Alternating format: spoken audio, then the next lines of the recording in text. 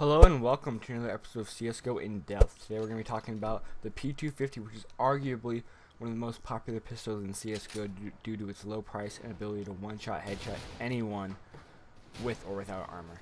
The P250 can be used for both teams for the low price of $300, and the kill reward for this weapon is also $300, which means this weapon can pay for itself with literally one bullet. The ammo capacity for this weapon is 13 rounds with 26 in reserve, which is only 2 extra in retrospect, just obvious. This means you'll have to use ammo somewhat sparingly, and the maximum effective range for this weapon is actually 19 meters, which is a little bit more than the length of Suicide on Dust 2. The movement speed is 240 out of 250 units per second, and that's standard for a pistol, but it's slow enough that a knife makes a big enough difference. The firing rate is about 400 rounds per minute, which means I can fire 400 times in 1 minute, not including the standard 2.2 second reload time. The recoil is controllable at 69%, which doesn't sound too good, but it's more manageable than you would think. Before we talk about the damage, let's talk about the biggest upside to this weapon, which is the armor penetration. The pistol has 77.65% armor penetration, which means you'll deal 77% of damage to an armored opponent. The fact it does so much damage to an armored opponent is crazy, knowing that it's always a one-shot headshot, and knowing that the Glock costs more, it doesn't do nearly the same amount of damage.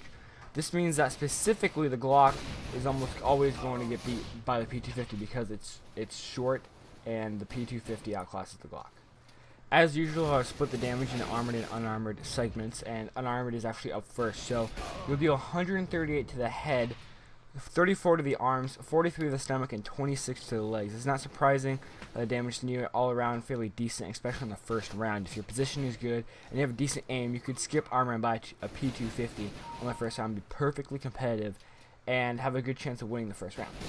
Armored wise, you're going to deal 107 to the head, 26 to the chest and arms, 33 to the stomach, and 26 to the legs. Now, this is where the P250 drops off. It doesn't do super well, but it still is a one-shot headshot and still outclasses the Glock. It's also worth noting that if the enemy is already hurt, you might want to aim for the stomach as opposed to the head because it's easier to hit and you'll be able to kill easier, and in some cases actually quicker. Some advantages to this weapon include the obvious one-shot kill potential and low recoil. As an added bonus, the gun is extremely cheap for its capabilities, and it can be a huge nuisance if used properly.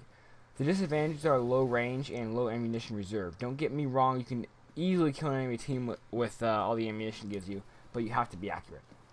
With that, I'd like to say thank you for watching, and please don't forget to rate, comment, and subscribe, and I'll see you guys in the next one.